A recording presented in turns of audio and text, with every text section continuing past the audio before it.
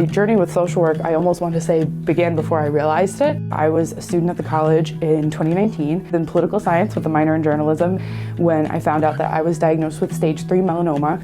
Definitely it was challenging because I still was a full-time student when I was diagnosed, and in my early appointments I was connected with a social worker who kind of said like, oh, do you need some help with gas money? Do you need rides? Do you need food? And I kind of had this moment of, why couldn't I be the person asking those questions?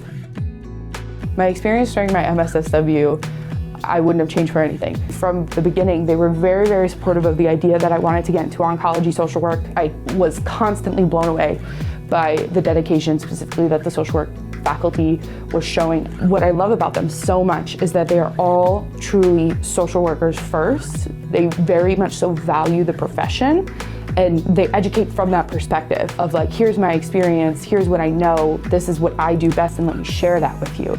There is a research component to the master's program. The research project that I worked on was about how to bridge the AYA service gap. If you're diagnosed from around 18 to 45-ish, you're classified as an adolescent or young adult diagnosis, or AYA. So there's this huge gap in the middle of people who are graduating college, having kids, buying houses, like people in some of the most turbulent times of their lives. I lived this service gap, and if there was one thing that St. Rose kind of taught me, if you see a need, like, you should be the one to fill it. So the paper is kind of patient-led solutions for improved social work presence for the AYA community. It's starting to really be a conversation piece, and I hope to kind of rewrite it and take it to more places. I definitely am interested in pursuing my PhD eventually, and this absolutely would still be my area of research.